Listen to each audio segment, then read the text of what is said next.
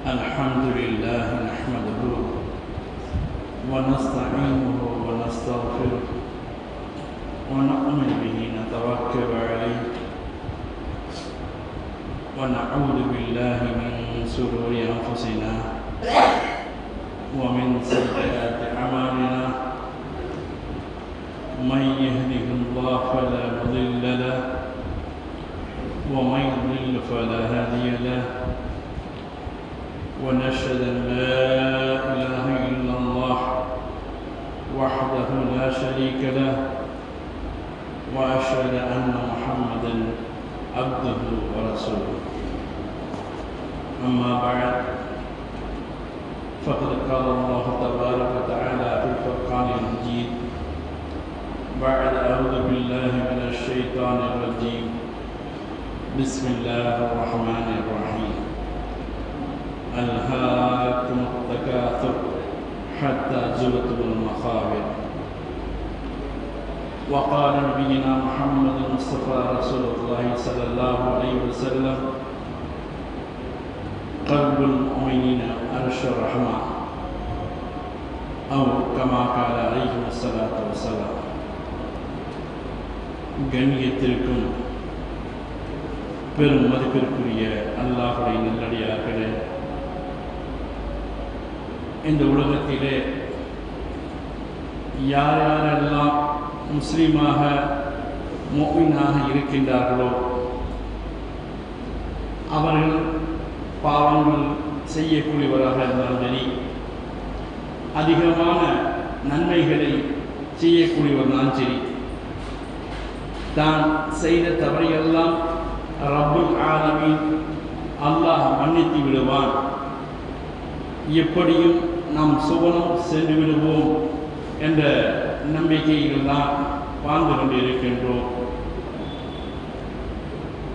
இந்த சுவனம் செல்வதற்கு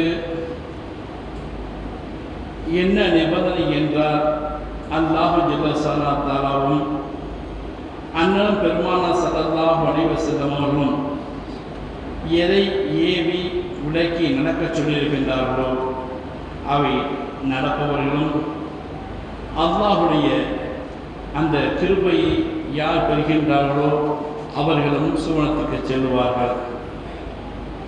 இந்த சுவனத்துக்கு செல்லக்கூடிய அனைத்து மக்களிடத்திலும் யார் பெரும்பான்மையானவர்கள் என்று கண்மணி நாயகம் ஸல்லல்லாஹு அலைஹி வஸல்லம் கூறுகின்ற பொழுது,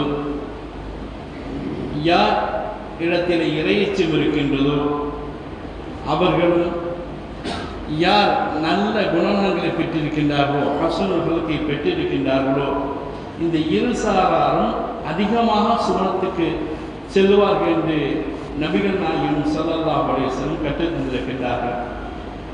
இந்த இருவர்களிலே ஒருவரை மாத்திரம் இந்த ஜும்மாவின் மூலமாக யார் தக்வாதாரிகளாக இருக்கின்றார்களோ, யாரிடத்தில் இறையச்சம் இருக்கின்றதோ அவர்களை பற்றி இன்ஷா அல்லாஹ் பார்ப்போம். ஏனென்று சொன்னால், பரவலாக எல்லா முஸ்லீம்களிடத்திலேயுமே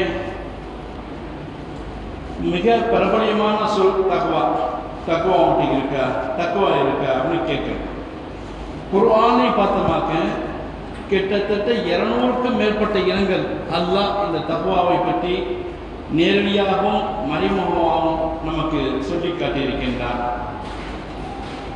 உதாரணமாக குர்ஆன் ஷரீஃபுடைய 2வது அத்தியாயம் முதல் சூரத்து ஃபாத்திஹா பக்ராவிலே எடுத்து பார்த்தோம்னு சொன்னால், அலிஃப் லாம் மீம் ஸாலிகல் கிதாபு லா ரைப ஃபீஹி ஹுதல் லில் முத்தகீன். இந்த குர்ஆன் அல்லாஹ் நமக்கு அருளிக்கின்ற இந்த புனித வேதம் மக்களுக்கு வழிகாட்டக்கூடியது தான். யாருக்கு வழிகாட்டும்? அல்லாஹ் ஒரு நிபந்தனையை வைக்கின்றான், யார் முத்தக்கீனாக இருக்கின்றார்களோ அவர்களுக்கு வழிகாட்டுவான். அப்புறம் முத்தக்கீனா யாரு?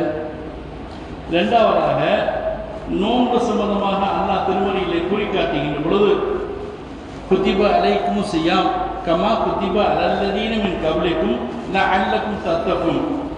ஒரு மாத காலம் கடுமையாக பசித்திருந்து நோன்பு நோக்கினீர்களே, இந்த நோம்புடைய ரிசல்ட் எதுக்கு தெரியுமா? இந்த உங்களுக்கு ப்ராக்டிஸை, இந்த நோன்பு பிடிக்கணுங்கிற கடமையை நான் ஏன் தந்த தெரியுமா?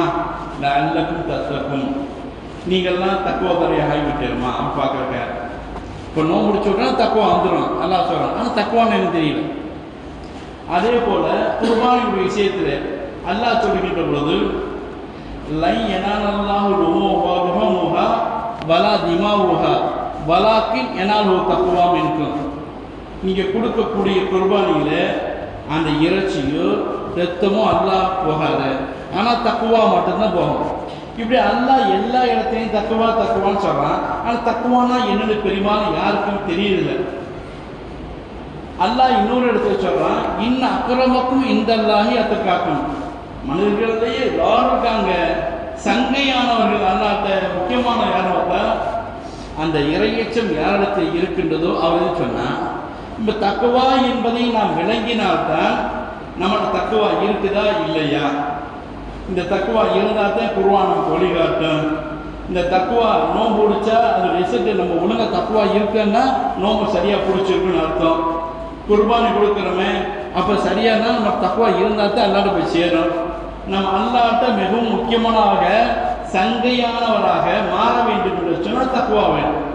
அப்போ தக்குவா என்பதை நாம் அறிந்தால்தான் நம்மிடத்தில் தக்குவா இருக்கின்றதா, நாம் முத்தகையாக இருக்கின்றோமா என்று பார்க்க முடியும்.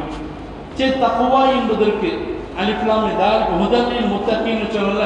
இந்த ஹுதலில் இந்த குர்ஆன் முத்தகீன்களுக்கு நேருடி காட்டும் என்ற சொன்ன அல்லாஹ் சொல்லியிருக்கின்றானே, இதுக்கு ரயீசுல் முஃபஸ்ஸிரீன், அதாவது குர்ஆனுடைய தஃப்சீர் எழுதக்கூடிய தலைமையானவர்கள் சொல்லக்கூடிய அப்துல்லாஹ் இப்னு அப்பாஸ் ரலியல்லாஹு தஆலா அவங்க தக்குவானா என்ன?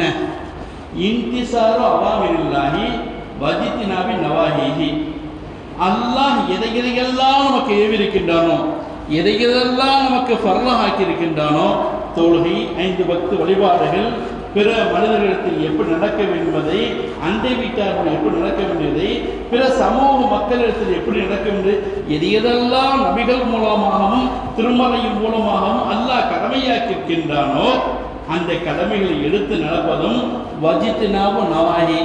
அல்லாஹ் எதையெல்லாம் செய்யக்கூடாது என்று சொல்லியிருக்கின்றானோ அவையெல்லாம் விட்டு விலகி நடந்தால் தான் நம்ம தக்குவா இருக்கலாம். அப்போ ஹராம் ஹலாலாக பேணி நடக்கணும் அப்படின்னு இப்னு அப்பாஸ் இருக்கான்னு சொல்கிறாங்க. ரெண்டாவதாக அமீருல் மோமினீன் உமர் இப்னு கத்தாப் ரலியல்லாஹு தஆலா அன்ஹு அவங்க ரசூலுல்லாஹ் காலத்துக்கு பின்னாடி உபை இப்னு கஅப் ரலியல்லாஹு தஆலா அன்ஹு அவங்கள பார்த்து கேட்குறாங்க, உபையே, இந்த தக்வானா என்ன, நீ என்ன விளங்கி வச்சிருக்க சொல்லு, தக்வானா என்ன அப்படின்னு கேட்குறாங்க. தெரிஞ்சுக்கிற நோக்கத்தில் கேட்குறாங்க. அப்போ அவங்க சொல்கிறாங்க, உமரே ரலியல்லாஹு தஆலா அவர்களே, நீங்கள் முட்கள் நிறைந்த ஒரு ஒற்றையடி பாதையிலே நடந்து சென்றிருக்கின்றீர்களா? 2 பக்கம் முள்ளு, நடக்கிற பாதையில் முள்ளு, ஒத்தையடி பாதை போயிருக்கீங்களா? அப்போ எப்படி போவிய? என் ஆடைகளை இருக்க கொடுத்து விட்டு எந்தெந்த இடத்தில் வெறும் முள் இல்லாமல் இருக்கின்றதோ அந்த இடத்தில் காலை மெதுவாக பார்த்து வைத்து போவேன்னு சொல்கின்றார்கள். அதுதான் தக்வா. இந்த உலகத்திலே பாவங்கள் சுத்தி திரிகின்ற பொழுது எண்ணற்ற பாவங்கள் நம்ம சூழ்ந்து கொண்டிருக்கின்றது. இந்த தருணத்திலே எந்த விதமான பாவங்களிலும் நாம் ஈடுபடாமல் பார்த்து சரியான வழியிலே நடப்பதற்கு பெயர்தான் தக்வா என்று சொல்கின்றார்கள். மூன்றாவதாக அலியுல் கர்ரமல்லாஹு வஜ்ஹா அவர்கள் இந்த தக்வாவிற்கு விளக்கம் தருகின்றார்கள். அல் ஹௌஃபு மினல் ஜலீல், அல்லாஹ்விற்கு பயந்து நடப்பது. அல்லாஹ்விற்குன்னா அல்லாஹ் நம்மளை எப்போது பார்த்துக்கிட்டு அல்லாஹ்வுடைய சட்ட திட்டங்களுக்கு கட்டுப்பட நடப்பது. அமலு பித் தன்சீல், குர்ஆனிலே எது எது ஏவப்பட்டுள்ளதோ விளக்கப்பட்டுள்ளதோ அதன் பிரகாரம் நடப்பது. வரிலா பில் கலீல், என்ன இருக்குதோ அதை கொண்டு போதுமாக்கிக் கொள்வது. இன்னைக்கு மனசு அதுதான் இல்லை. எவ்வளோதே சொத்தில் 100 கோடி ரூபாய் இருந்தாலும் எப்படி 101 டெவலப் பண்ணுவது அப்படின்னு சிந்திச்சுருக்காங்க.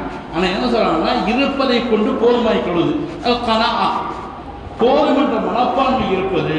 நான்காவது அது இஸ்திஅதாத் பில் யௌமிர் ரஹீம், மறுமை நாளுக்காக நம்மை தயார்படுத்திக் கொள்வது என்று சொல்கின்றார்கள்.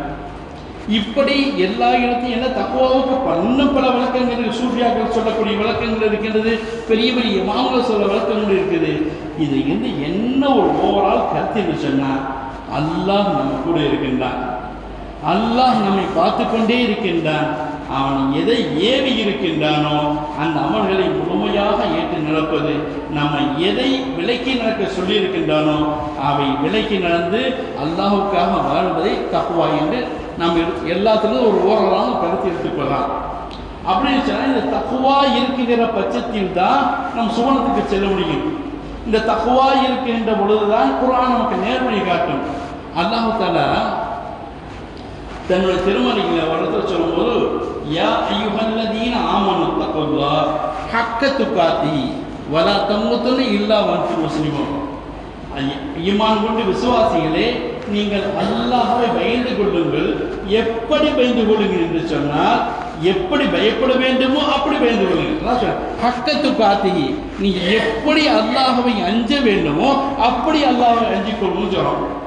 அல்லாஹ் இப்படித்தான் நடக்கும் சொல்லலை, எப்படி இப்படித்தே நடக்கணுமோ அப்படி அஞ்சு கொள்ளுன்னு சொன்னா, எப்படி நபிகள் நாயகம் ஸல்லல்லாஹு அலைஹி வஸல்லம் சஹாபா பெருமக்களும் எப்படி அல்லாஹ் வெஞ்சி நடந்தார்களோ, இறைநேச செல்வர்களும் எப்படி அல்லாஹுடைய ஹவுஃப் வச்சு அல்லாஹுடைய தக்வாவோடு இருந்தார்களோ அதே போல உங்களுடைய வாழ்க்கையிலே நடந்து கொள்ளுங்கள்.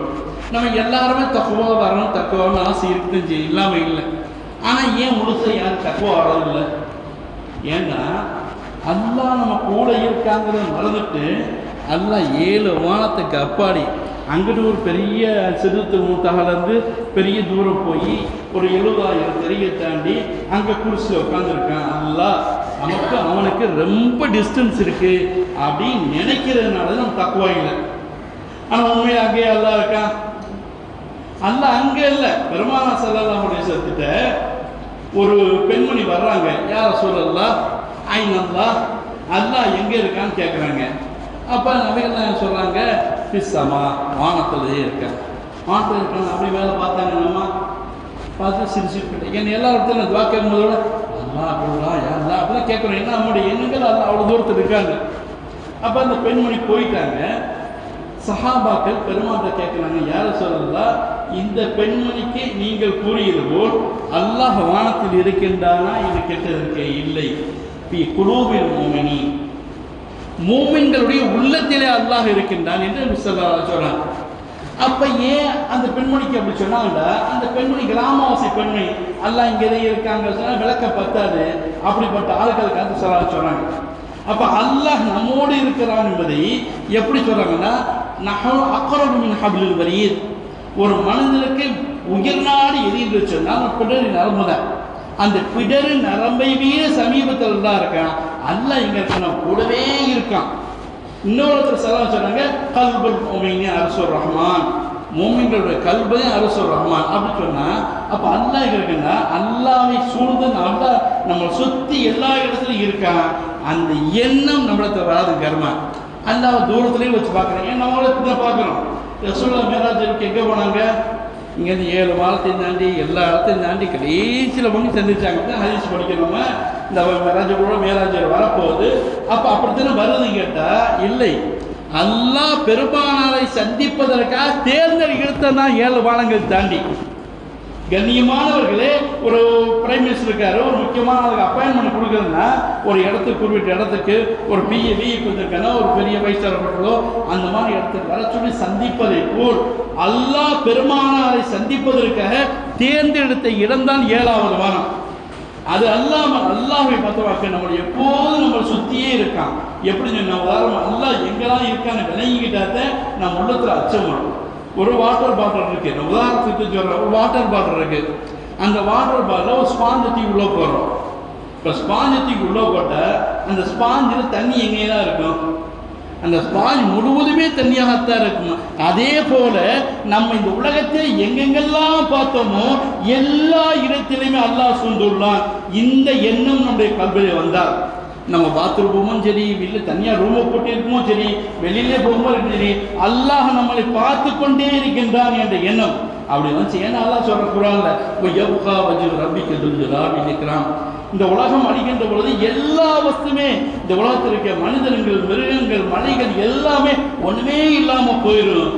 அப்ப மிச்சம் இருப்பது யாருன்னா அல்லாஹ் மட்டும்தான் தரித்திருப்பான், அல்லாஹ் மட்டும்தான் இருப்பான் என்று சொன்னால், ஏற்கனவே அல்லாஹ் இருந்தால் இருக்கக்கூடிய மக்கள்களும் விலங்குகளும் மலைகளும் மடுவுகளும் கட்டடங்களும் எல்லாமே தரைமட்டமாக்கப்பட்ட பொழுது அல்லாஹ் மட்டுமே மிஞ்சி இருக்கின்றான்.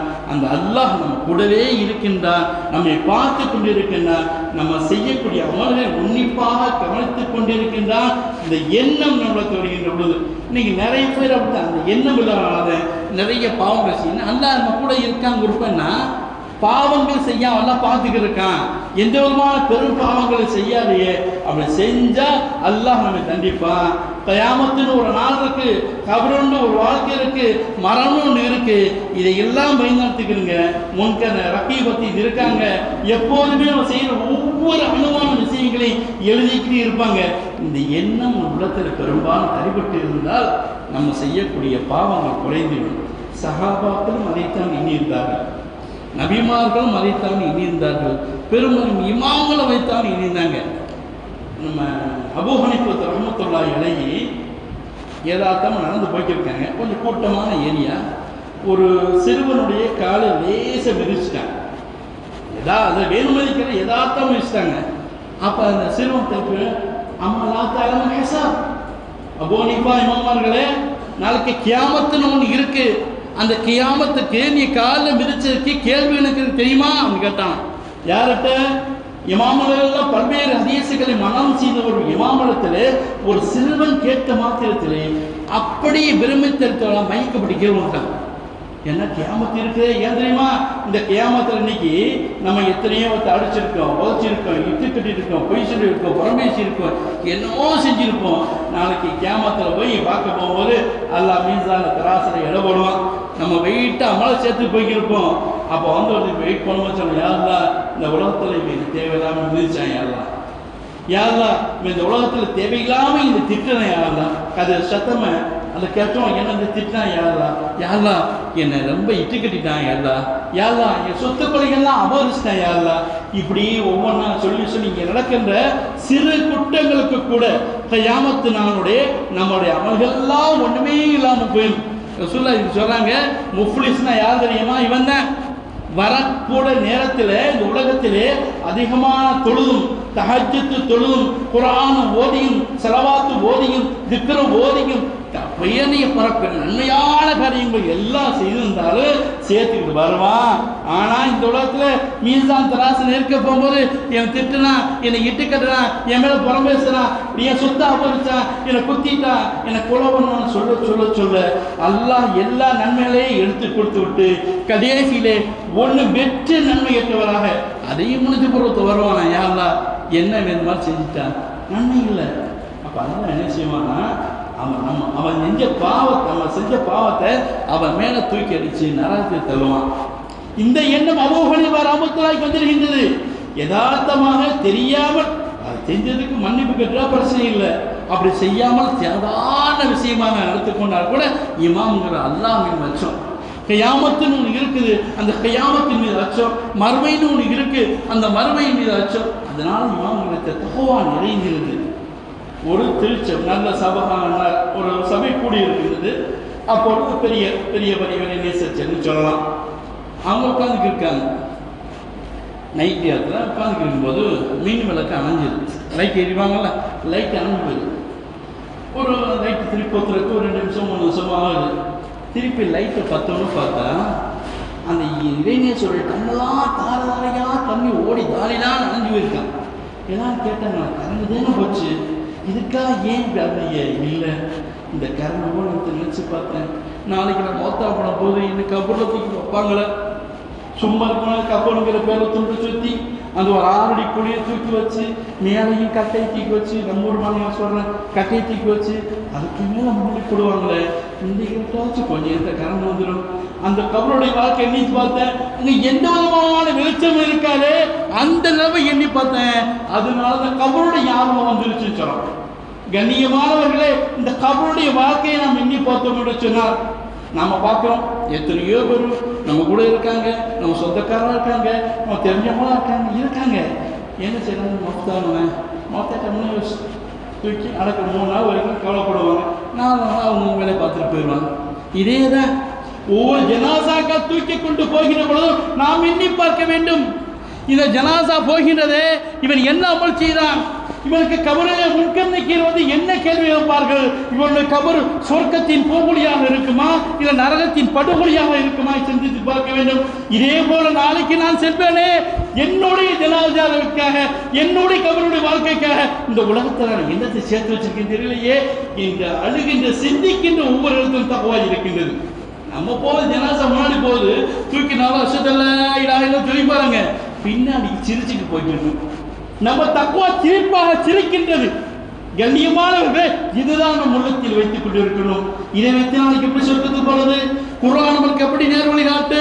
நம் விடிய பசிச்சிருந்து நோம்பிடிக்கிறோம், பாலக்குள்ள பசிச்சிருந்து எப்படி இந்த நோம்பை ஏற்றுக்கொள்ளப்படும்? சிந்தித்து பார்க்க வேண்டும். கண்ணியமானவர்களே, சஹாபாக்கள் எடுத்து இந்த தக்குவா நிறைந்திருந்ததின் காரணமாக அவர் உள்ளத்தில் முழுசா அல்லாஹ்வை பார்த்தார்கள். தன் கூடவே அல்லாஹ் இருந்து உணர்ந்தார்கள். அல்லாஹ் எங்கே கூடவே உணர்ந்தாங்க. ஒரு சிறு தவறு செய்தால் கூட அது மிகப்பெரிய மலையளவு செய்தாக நினைத்தார்கள்.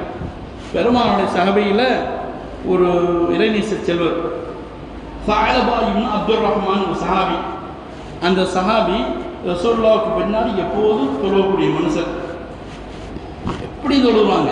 ரசூலுல்லாஹ் தொழு முடிச்சு திரும்பி பார்க்குறாங்க, அவரை காணோம். சரி, வேலையை வெளியூர் போயிருப்பார் போல விட்டாங்க.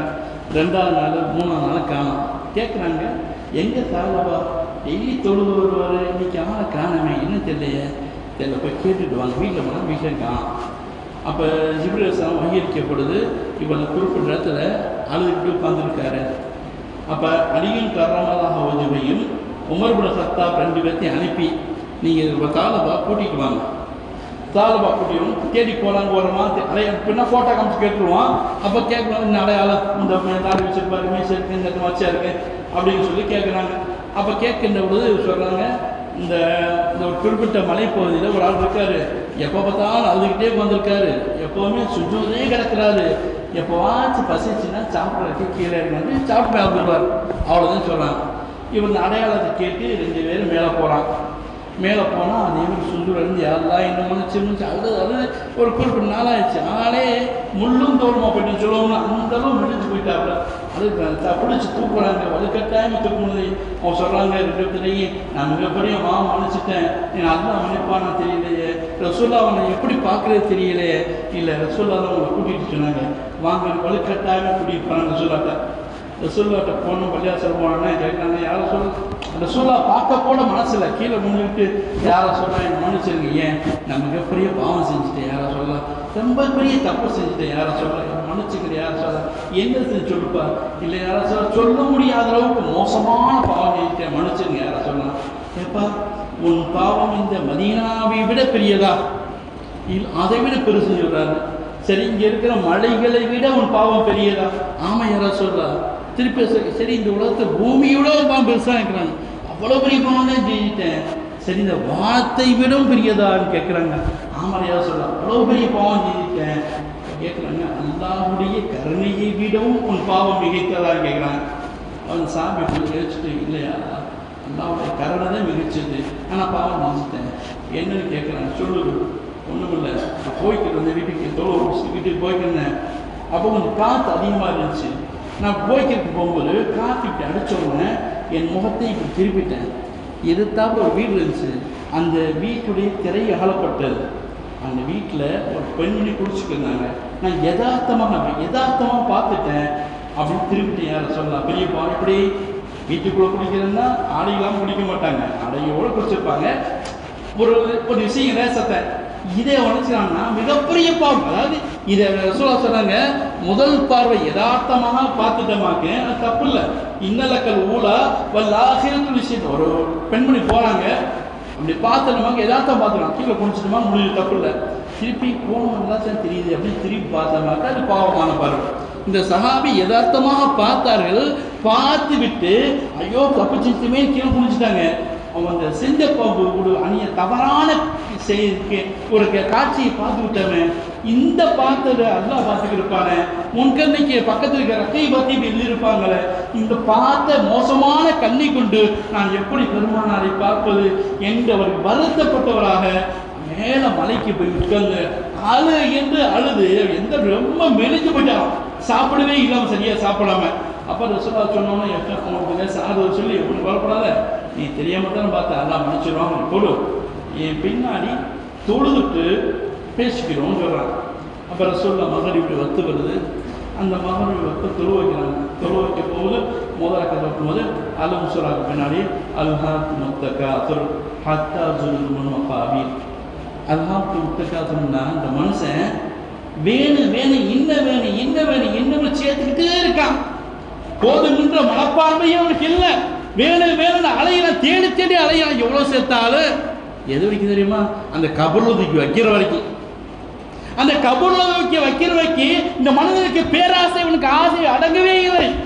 அவ்வளவு மோசமான ஆசை இருக்கின்றது என்ற வசனத்தை கேட்ட மாத்திரத்திலேயே இந்த சாலபாயின சஹாபி அப்படியே துடிச்சு கீழே விழுறாங்க. சஹாபாக்களுடைய ஈமான், சஹாபாக்களுடைய தக்குவா எந்த அளவு இருக்கின்றது. நம்ம எத்தனை பயான் கேட்கிறோம், நம்மளை விட மிகச்சிறிய பெரிய இமாம்கள்லாம் கேட்டோம். கேட்குறோமா? கேட்கும்போது பரவாயில்ல நல்லா பேசுறேன், வெளியே போய் ஜாலியாக சிரிச்சிட்டு போகிறது. அந்த மரணத்துடைய பயம் யாருக்காச்சும் இருக்கா? நாளைக்கு கியாமத்துன்னு இருக்கே, அந்த கியாமத்தில் அல்லாஹ் மிகப்பெரிய கேள்வி கேட்பானே, அப்போ அந்த ஞாபகம் இருக்கா? நம்ம யோகத்தில் எல்லாமே வறுமையை மறந்தவராக இருக்கின்றோம். கண்ணியமானவர்களே, நம்மளிடத்தில் கேட்டுட்டே போறவிட தகுவாவை வரவழைக்கின்ற பொழுது, இறைச்சத்தை உள்ளத்திலே வரவைக்கின்ற பொழுது அல்லாஹ் நம்முடைய கல்வை அர்ஷுர் ரஹ்மான், அல்லாஹுடைய அரிஷா நாட்டம். அரிசுன்னா அல்லாஹுடைய எடுப்படும், அல்லாஹுடைய ஆட்சி அதிகாரம் பிரதிபலிக்கக்கூடிய இடமாக நம்ம கல்வை மாற்றுவாங்க. இன்னைக்கு நிறைய பேர் தஹஜ்ஜுத் தொழுறாங்க, நபிலான வணக்கங்கள் செய்கிறாங்க, எல்லாம் செய்கிறாங்க. இவங்களாம் தெரிஞ்சவங்க நினைச்சாங்கன்னா நம்ம நிறைய பேர் செய்கிறோம், அல்ஹம்துலில்லாஹ் மாஷா அல்லாஹ் நியாயமாக செய்கிறோம், செஞ்சு அவங்களுக்கே மனசு ஒரு திருப்தி. நம்ம உண்மையை தொழக்கூடியவங்க தான், அவங்கள கொலசலமாக இதுங்க எல்லாம் தொழக்கூடியவங்க செய்கிறாங்க. தெரிஞ்சு போகும்போட சொல்லுவோம், தானே மனுஷப்பா இருக்க ஆராய்ச்சி பள்ளியாசன் எப்போ பார்த்தாலும் தொழுவார்ப்பா, எக்குருவாங்க வருவார், சலாத்து ஓதுவார், திக்கட் செய்வார், நல்ல மனுஷன் நம்மளும் சொல்லுவோம். ஆனால் நமக்கு அந்த இறந்தவன் நம்மளுக்கு போகிறதுக்கு நம்ம நியாயமான இப்போ செஞ்சுருக்கோம் நினைவு. ஆனால் ரசூலுல்லாஹ்வுடைய மனைவி ஆயிஷா சித்திகா ரலியல்லாஹு அவங்கெல்லாம் உம்முல் மோமினுடைய தாய்மார். அவங்க எவ்வளோ இபாதத் செஞ்சுருப்பாங்க, ரசூலுல்லாஹ் கூட இருந்திருக்காங்க, அவங்கள சுவனவாதி தான். ஆனால் அவங்க மரண தருவாயில் அழுதாங்க, ரொம்ப கொலைப்பட்டு அழுதாங்க, பயந்து அழுதாங்க. இப்போ கேட்டாங்களா, ஏம்மா நீங்கள்லாம் உம்முல் மோமின், உங்களுக்கு அல்லா சொர்க்கத்தை நிறைய தந்துடுவான், நீங்கள் ஏன் அது இல்லை? ரசூலுல்லாஹ் இருந்தாங்க அந்த காலம் வரைக்கும், ரசூலுல்லாஹ் சமூகத்தில் நான் நல்லா இருந்தோம், அதுக்கு பின்னாடி வாழ்ந்துருக்கோம். நான் என்னதே தொழுதாலும் அல்லா ஏற்றுருவான்னு தெரியலையே, நான் என்னதே இவ்வாறு செஞ்சாலும் அல்லா ஏற்றுருவான்னு தெரியலையே, என் நிலைமையை நினைத்து என் கபருடைய வாழ்க்கையை நினைத்து நான் அழுகிட்டேன்னு சொன்னார்களாம். அவன் மனசு கேட்கல, நான் செஞ்ச இபாதத்தை வச்சு சொர்க்கம் போக முடியாது, நான் பிடிச்ச நோபை வச்சு சொர்க்கம் போக முடியாது, நான் பிடிச்ச ஜக்காத்தை கொடுத்து சொர்க்கம் போக முடியாது, நான் செய்த நன்மைகளுக்கு சொர்க்கம் போக முடியாது, நான் பயப்படுறேன், அந்த கபருடைய குழி எப்படி இருக்குமோ தெரியலையே, நான் பயப்படுறேன். ஒன்று செய்ய, அந்த ரூமில் பெட்டி இருக்கு, எடுத்துகிட்டு வராங்க. அது திறந்து பார்த்து ஒரு ஜுப்பா துணி இருக்கு, இது கண்மணி நாயகம் ஸல்லல்லாஹு அலைஹி வஸல்லம் ஜுப்பா. அந்த ஜுப்பாவை நான் மரணிக்கின்ற பொழுது என் நெஞ்சில் வைத்து அடக்குங்க, இந்த பெருமானான ஜுப்பாவுடைய பறக்கத்தை கொண்டு எனக்கு கபருடைய வேதனையில் பறக்கத்து வேண்டும், பாதுகாப்பு வேண்டும், நான் சுவனம் நுழைய வேண்டும் ஆசைப்பட்டார்களா?